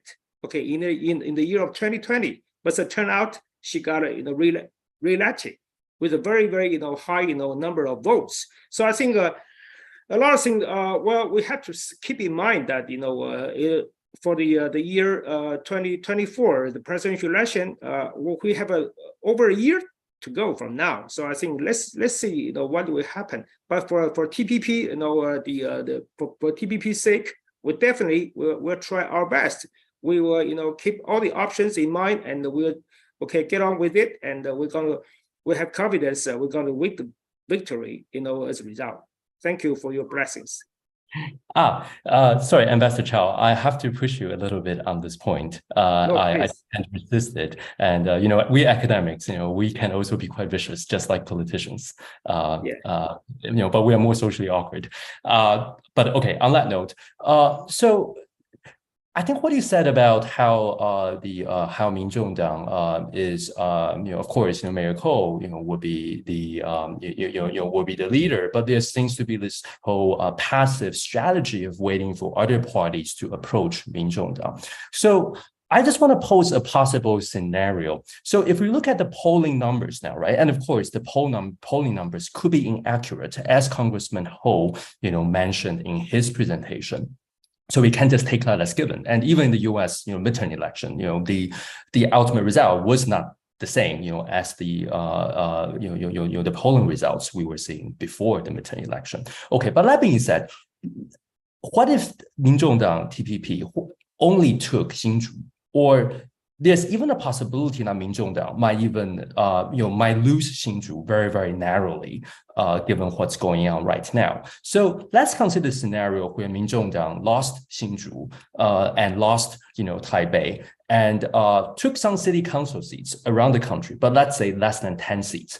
In that kind of situation, would Mayor Ko be open to, for instance, maybe run as the vice president? For instance, I'm just saying hypothetically, and of course, academics like to entertain the possibilities of, we like hypothesis, right? That's what we do. So let's say under the scenario that I just mentioned, would Mayor Ko be willing to, for instance, potentially serve as the vice president, on the ticket with Eric Chu or Hou You-yi? I mean, that surely must be a scenario that Minzhongdang must consider, right? Okay, that's not only it's a very not only the entertaining question, but also could be a very could be a very politically controversial question. I don't know the answer, but even if I do, okay, Okay, George, honestly speaking, even if I do, I won't tell you at this moment. Okay, okay, but still, okay. In addition to the mayor's election, okay, Hsinchu and the Taipei, I think that's the two cities, contenders, namely Gao Hong'an and Huang Sansan. Huang Sansan, although not a TPP member, but he is recommended by Mayor Ke. And we all know very well, and so we look forward to the result. And but in addition to the mayor's election, we're also working on the very hard, particularly Chairman Ke himself. As you have viewed the photos I show you, okay, he has helped all the candidates for the city council members and county magistrate, even some of the township, like Li Zhang, okay, on the campaign trail. So Mayor Ke, Chairman Ke has been extremely busy. He's on the run in the past few weeks and past few months. It's going to be busy until the last moment on the 26th of November. And then let's keep the options in mind. And I don't think that I think the Mayor Ke himself, he's a very confident, self-confident. He's a very kind of assertive, and he knows what he's doing. He knows what he's doing, and I think he knows his characteristic features are. And as you know, affirmation earlier, that is a true reality that more and more the young generations people in Taiwan, they're supporting Mayor Ke, not necessarily the TPP party per se, but his personal integrity, his personal charisma, they have been very, very convincing. Okay, very convincing. I think that the Chairman Ke, he has two strengths. Okay, as I heard from all the people surrounding me, and they say that Ke Ren-je, he has two strengths, which is is not existing in both parties. Okay, the KMT and DPP. Okay, with no offense. First, he's honesty. He's an honest gentleman. He's very honest. He speaks what he has in mind, without any rosy words and any manipulating words. And secondly, he hates corruption. He hates corruption. He's very very decent. And so I think for this election so far, and we have seen so many candidates, throwing different hats of it, like you are corrupted and you are clean, and I'm not corrupt, I'm clean, or some anti-China, some pro-China, different kinds of the hats. Okay, throwing at each other. But the Ke Ren-je, he's very he's following his own path. He doesn't join some of the fancy words, and so he was very, very I can tell that from my personal observation in for the past year and a half, I think he has a personal integrity. I think that's his best strength, his personal integrity, and I think that's what attracts most supporters to him or to the TPP as well. So we have confidence in him, and also with in the TPP. Of course, all the things but let's see what will happen. Of course, honestly speaking, I don't want to beat around the bush that the result of the local elections in less than 2 weeks. Well, we have some impact on our consideration. I think as impact on the other parties, consideration, of course, for the year 20 and 24. I think that's a reality. So let's wait and see what will happen then. All right, thank you very much. So now we have Congressman Ho, if you don't mind, also answering a question, on the presidential election. Well, I think the Mayor Ke Ren-je, he wanted to run for the presidential election in 4 years ago, and then it was like a super lousy soap drama. So I think everybody can go back to see the history. And then I'm so sorry. I think Minzhongdang this time in Hsinchu, I don't think there's a hope for it. The Gao Hong'an, she's getting herself into corruption issues. She was abusing assistants. So everything you said, the value you have, I think somehow it's kind of contradicted to whatever it's on the table. So anyways, back to the DPP. I think DPP itself, because we have factions, and the factions will actually monitor on each other. We don't always have consensus on everything, but because we have factions, and then we can do reflections. And then I myself, sometimes I will point it out what's going on and then what's wrong, and then try to fix the policy or fix how people, how the work or the public works should be implemented. And then I also understand you guys are so aware of what the results is gonna be, and then assuming the election for DPP is good, I think nothing gonna happen. But assuming the elections went bad, based on tradition, our chairperson, regardless who she is or who he is, they will be stepping down from the chair. Okay, so but this time, for DPP, I do also have to emphasize again, right now it's the year 2022. And then by the time Xi Jinping finishes third term, it's gonna be 2027. And then in between those 5 years, what we gonna do? I think we have a consensus, bipartisan consensus between 民众党、时代力量、KMT. I think making Taiwan stronger in terms of militarily, and then also we have better ties with our allies. That's something we wanted to do too. I think Alfred putting a lot of efforts into it. I do see your achievements. And then, but regardless the result of the election coming, the local elections, I think DPP always will take a chance to do reflections. And then also, as I mentioned earlier in the very beginning, I think Chen Shizhong did a great job as a chief of the CDC, but a lot of misleadings, a lot of perceptions we probably can do better, and then also including the PR or the image of the Chen Shizhong, which we didn't handle it that well. We can do better. So we have 10 more days, and we're gonna try our best. That's all I'm gonna share. Thank you. Thank you, George. Right. So we're tight in terms of time, so I have to let Congressman Ho off the hook, for now. Claire, if you don't, we would also love to get your perspective on the new power party's perspective on its future relationship with the DPP and the 2024 presidential election. Please, Claire. Mm-hmm.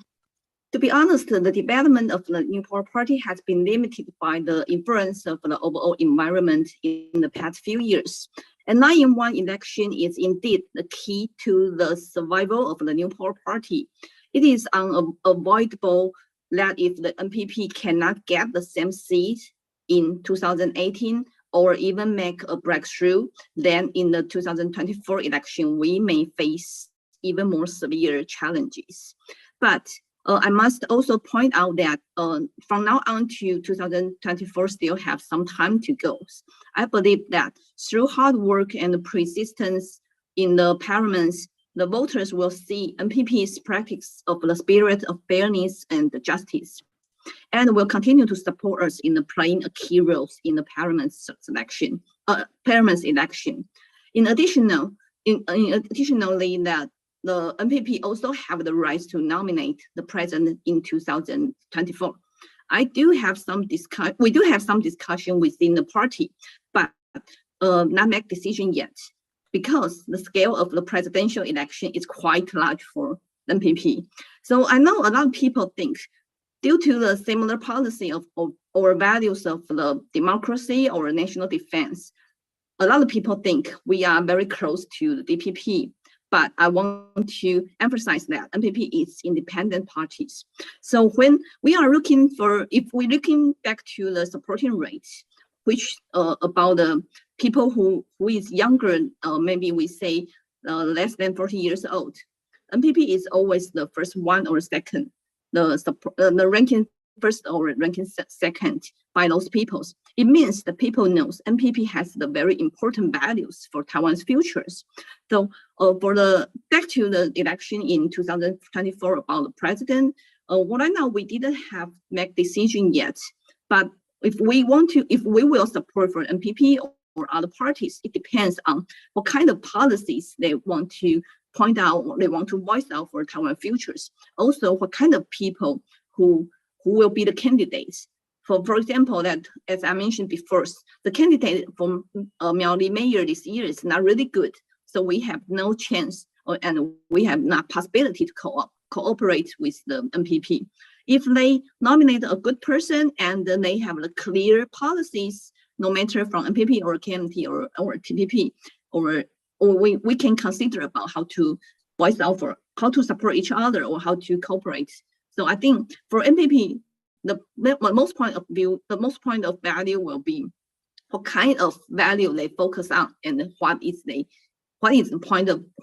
way they treat Taiwan's future. So that depends on which parties they are. So that's my point of view. So I think NPP is really thinking about how Taiwan can move forward and what direction we will go to, not just consider about party's policy. Yes, that's all.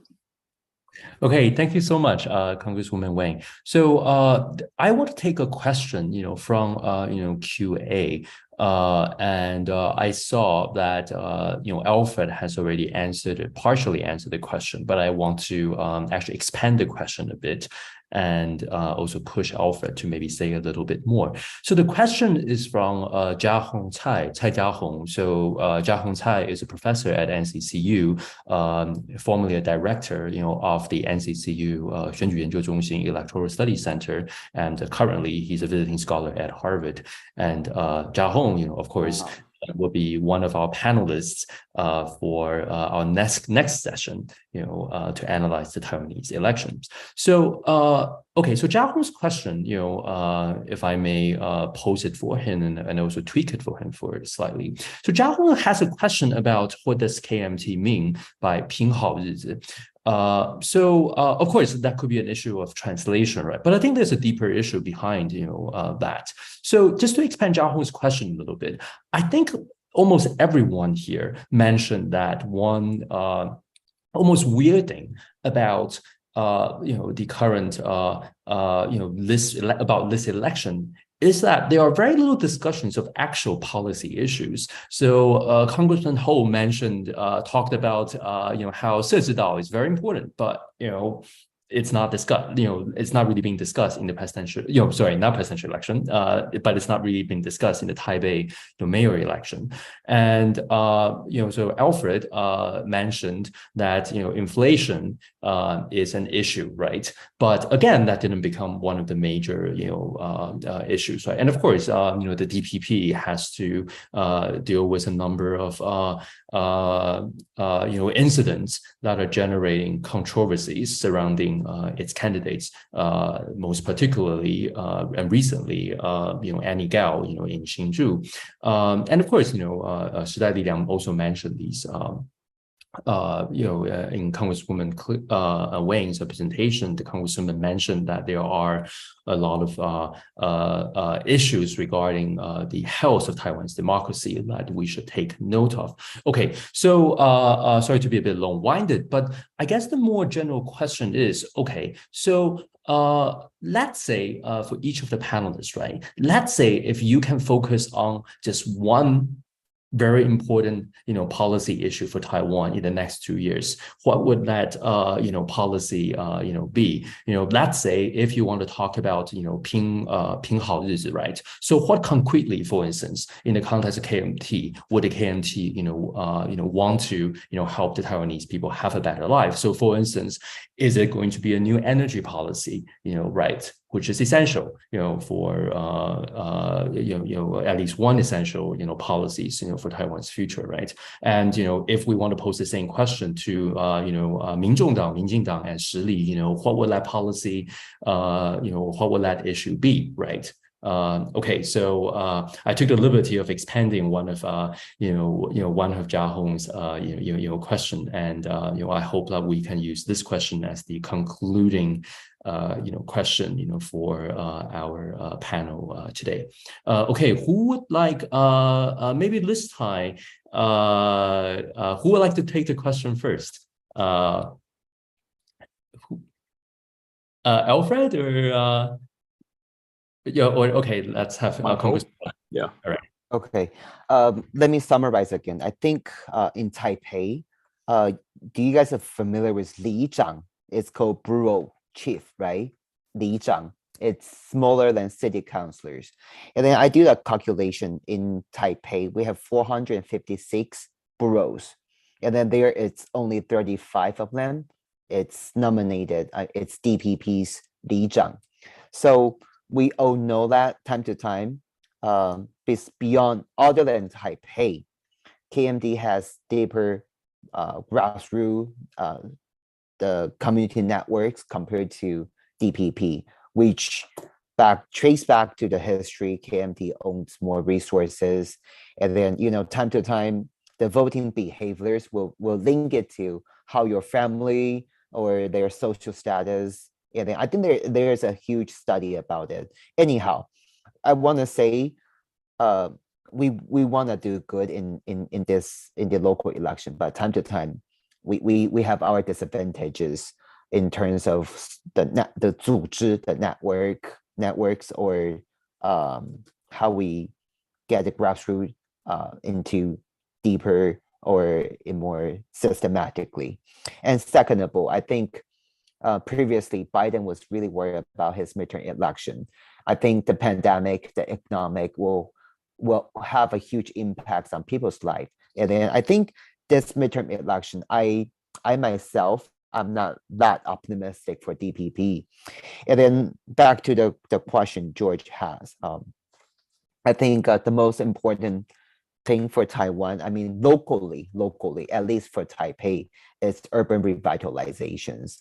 Our housing price is super high, and then the supply and demand, time to time, it doesn't fit at all. So that's the problem we need to address too. And then as I mentioned again, 社子岛, it's gonna be the biggest revitalization, I mean urban revitalization in Taiwan, in Taipei. But in the past 8 years, I'm pretty sorry, like Ko Wen-je didn't really make progress on that. I think, and then for a city, for a capital city to have its real functions, and then to cope with so-called supply chain in the future, and then providing better education, better urban functions, I think that's important for me. Thank you very much. Thank you, George. So who will be next? Maybe the ambassador, or Congresswoman Wang. Either way. I can go first. I think in NPP's website, we already have a lot of policies, but I want to especially emphasize on the 3 points. One, the first one will be the energy issues, because we know almost every year in the summertime, we will face into the energy shortage issue.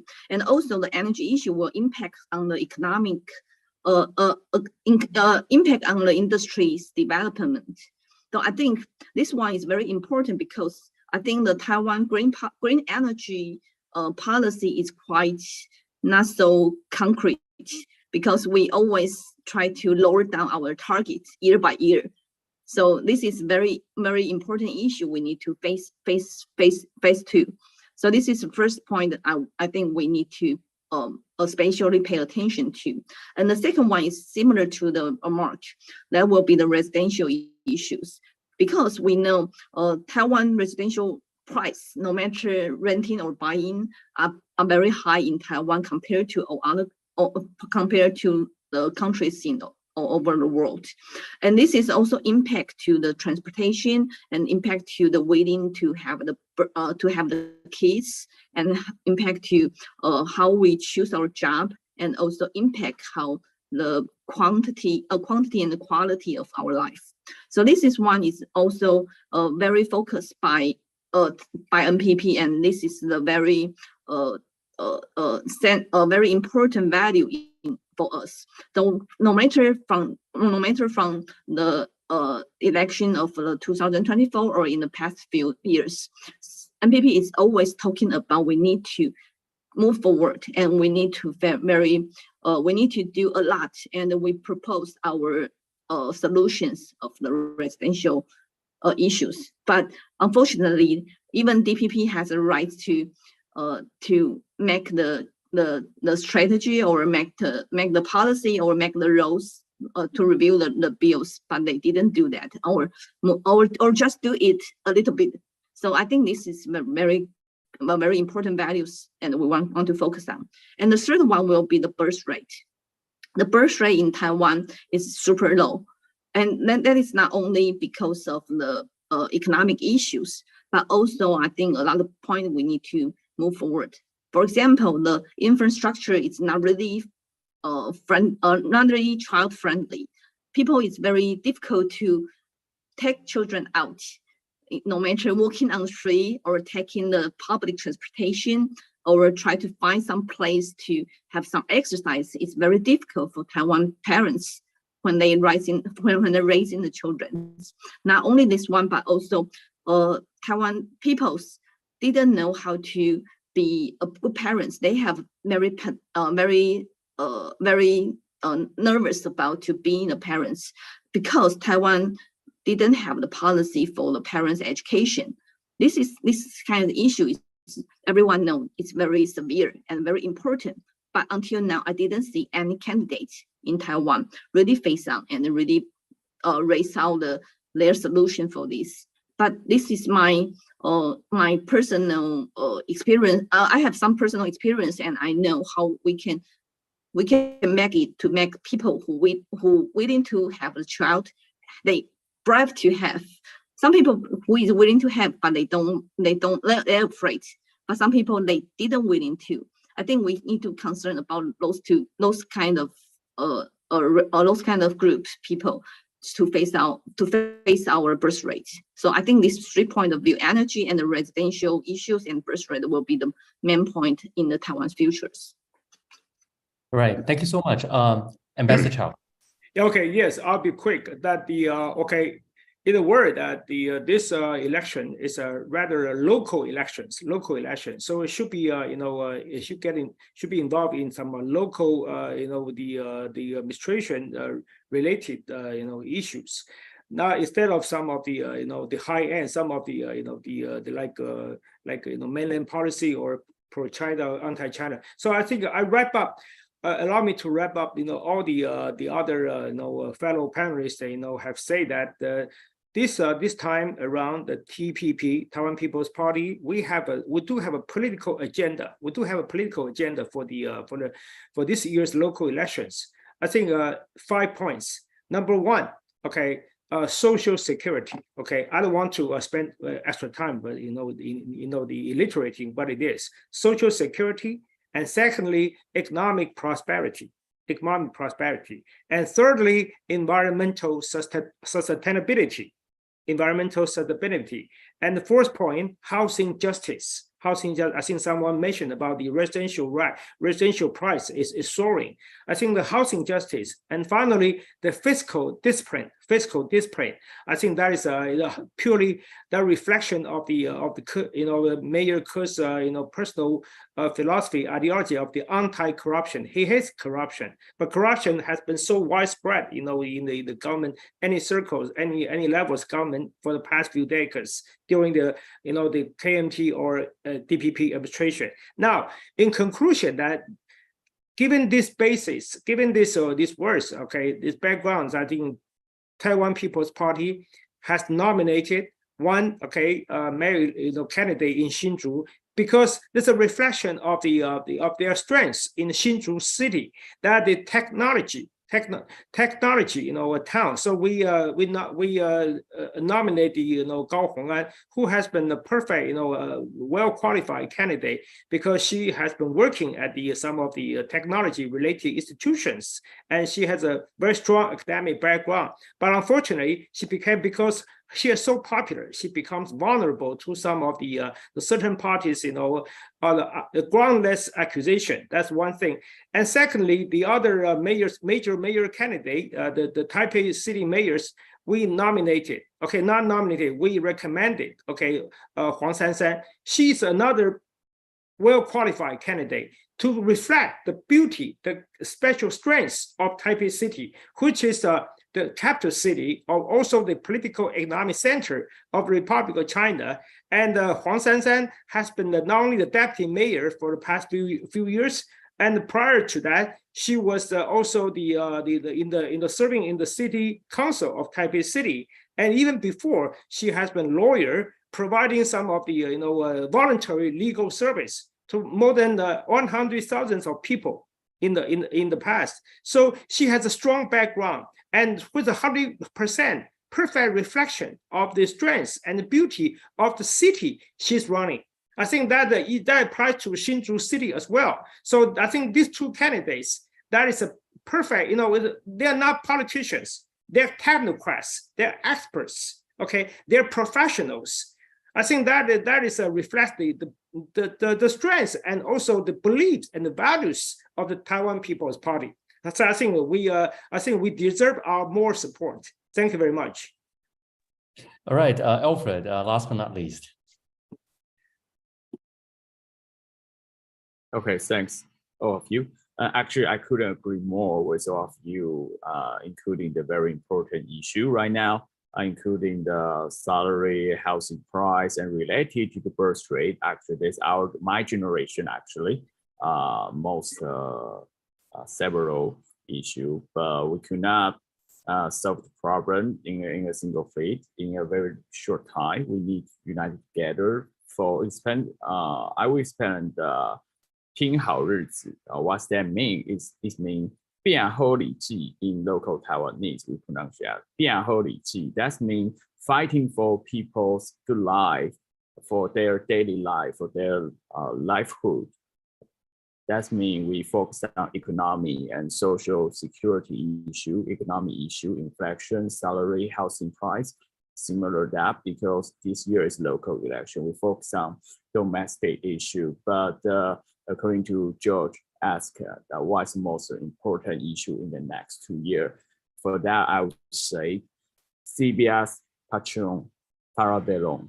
That's Latin means if you want peace, prepare for war. I don't need to repeat the Taiwan situation internationally right now. Everyone knows.